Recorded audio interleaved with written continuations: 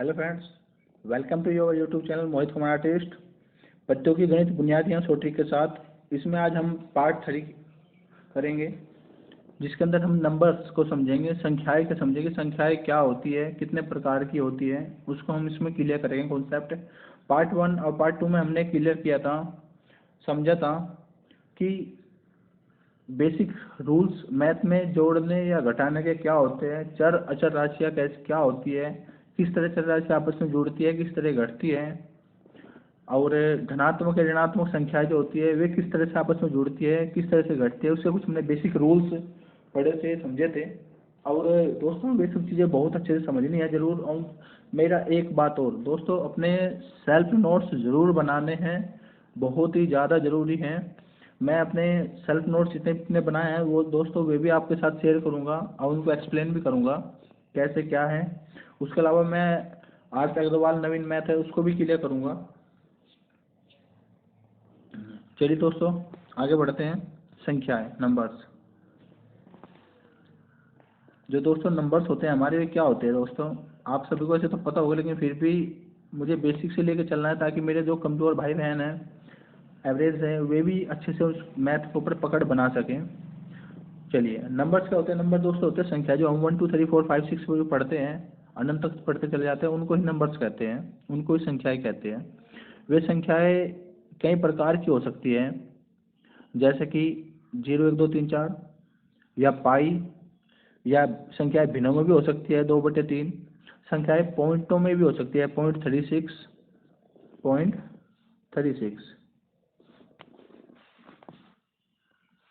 और संख्याएं x या y जो है चर राशियों के रूप में भी हो सकती है। संख्याएं हमारी चर राशि के रूप में भी हो सकती है। चलिए आगे बढ़ते हैं। तो संख्याएं की है, संख्या के प्रकार हम समझ लेते हैं। संख्या के प्रकार क्या है।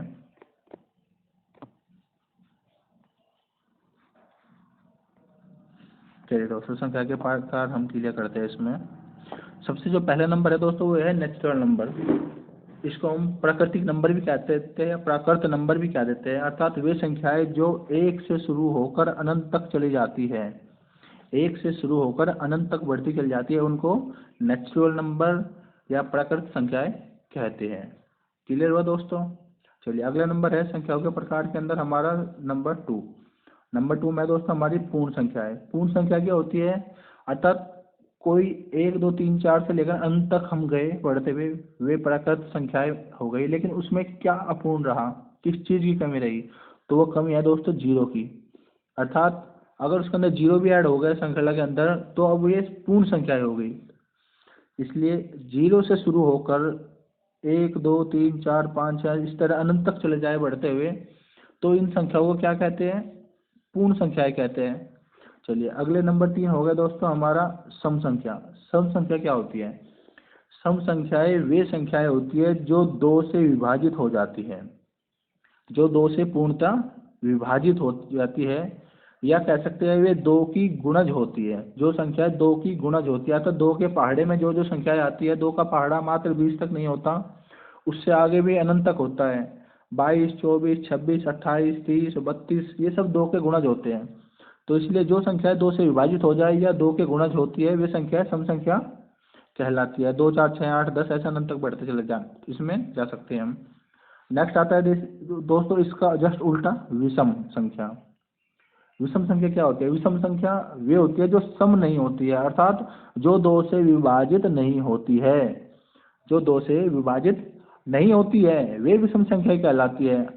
और 2 से विभाजित कौन नहीं होती है, 1 3 5 7 9 11 13 15 इस तरह अनंत तक हम बढ़ते चले जाते हैं, तो वे हमारी क्या होगी दोस्तों, वे हमारी विषम संख्याएं हो गई। चलिए अब नेक्स्ट हम पढ़ते हैं नंबर 5 पर, भाज्य संख्याएं।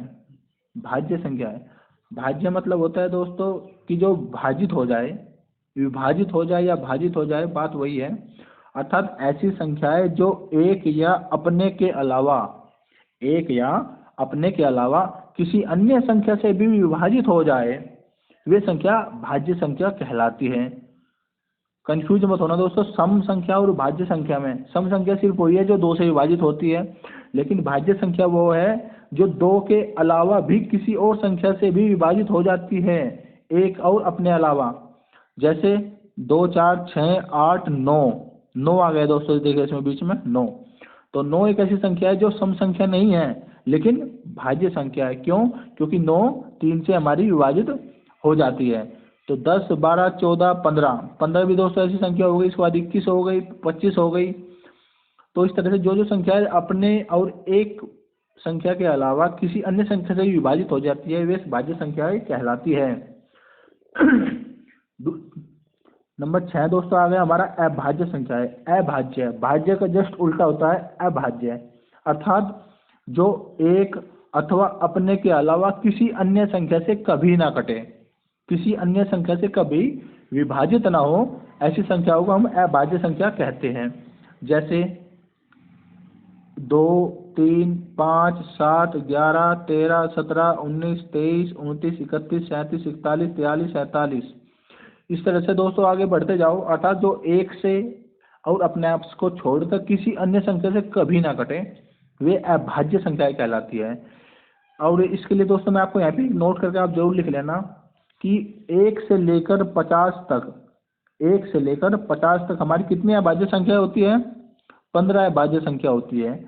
अब मैंने ये सामने लिखी भी है दोस्तों, इनको नोट कर लेना आप। कभी कभी क्वेश्चन में दे देता है कि 1 से लेकर 50 तक कितनी अभाज्य संख्या होती है, ऑप्शन में दे देगा 12 13 14 15, तो राइट आंसर हमारा 15 हो जाएगा। चलिए नेक्स्ट आता है कि 51 से लेकर 100 तक कितनी अभाज्य संख्या होती है? तो दोस्तों वो होती है हमेशा 10, वो होती है हमेशा 10। इसलिए क्वेश्चन में दे सकता है कभी भी कि 1 से लेकर 100 तक कितनी अभाज्य संख्या होती है दोस्तों? तो 10 और 15 25, इसलिए 1 से लेकर 25 अभाज्य संख्या होती है। एक छोटा सा क्वेश्चन ऐसे बन जाता है बहुत बार एग्जाम के अंदर। चलिए दोस्तों इसका हम आगे इसमें हम बढ़ते जाते हैं। अब हमारा 6 टाइप ऑफ नंबर्स में 6 हमारे कंप्लीट हो गया है। अगले जो 7 आया हमारा वो आया दोस्तों धन पूर्णांक, अर्थात धन, धन मतलब धनात्मक, पूर्णांक मतलब संख्याएं जो पूर्ण संख्याएं हो लेकिन वे धनात्मक हो, अर्थात वे संख्याएं जो धनात्मक के चार्ज में होती है, अर्थात जिसके ऊपर प्लस का चिन्ह संख्याओं के अंदर रहता है या लगा रहता है, वे संख्याएं धन पूर्णांक कहलाती है। जैसे हमारा 1 2 3 4 से लेकर अनंत तक चले जाओ तो वे हमारा धन पूर्णांक संख्याएं हो गई। और ऋण पूर्णांक क्या होती है दोस्तों? ऋण पूर्णांक वे होती है जिस पर ऋणात्मक चार्ज होता है, अर्थात जो ऋणात्मक संख्या होती है जिस पर माइनस का चिन्ह लगा रहता है, जैसे -1 -2 -3 -4 ऐसे अनंत तक जा सकते हैं हम लिखते हुए। इसको हम यहाँ पे एक छोटा सा एक चित्र बनाया है मैंने, इसके द्वारा हम इसको समझ सकते हैं। ये हमारे बीच में जो है मिडिल जो है 0 है, तो 0 से अगर हम बढ़ते जाएंगे तो 1 2 3 4 5 6 7 8 9 10, ये सब हमारी क्या हो गई दोस्तों? धन पूर्णांक। और इसी के लिए अगर हम घटते जाएंगे तो 0 से अगर हम नीचे जाएंगे तो हमारा क्या आएगा दोस्तों? -1, फिर और नीचे जाएंगे तो -2 -3 -4 -5।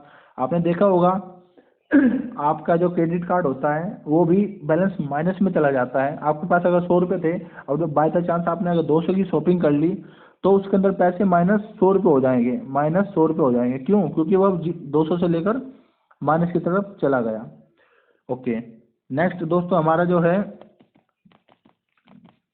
परिमेय संख्या, नंबर 9 जो है दोस्तों हमारा परिमेय संख्या है। इसको हम देखते हैं क्या होती है परिमेय संख्याएं। परिमेय संख्याएं वे संख्याएं होती है जो पी या क्यू के रूप में दर्शाई जाती है, पी या क्यू के रूप में निरूपित रहती है, वे संख्याएं परिमेय संख्या कहलाती है। जैसे 2/3 हो गया हमारा, 5/3 हो गया। ओके, और नेक्स्ट जो हमारा बचा दोस्तों 10 नंबर अपरिमेय संख्या। अपरिमेय संख्या क्या होती है? अपरिमेय संख्याएं वे होती हैं जो पी या क्यू के रूप में निरूपित नहीं की जा सकती, पी या क्यू के रूप में निरूपित नहीं की जा सकती, उनको हम अपरिमेय संख्या के रूप में मानते हैं। जैसे 22/7, 3.14 या पाई। चलिए दोस्तों यही संख्याएं होती है, इनको हमने आशा करता हूँ अच्छे से समझा होगा। इसके दोस्तों आप नोट्स जरूर बना लेना अपने, और अगर आपको इसका चाहो तो आप स्क्रीनशॉट भी ले सकते हैं। उसके लिए दोस्तों मैं ये सब चीज़ें अच्छे से क्लियर कर देता हूँ ताकि दोस्तों आपको इसमें कोई भी प्रॉब्लम ना आए।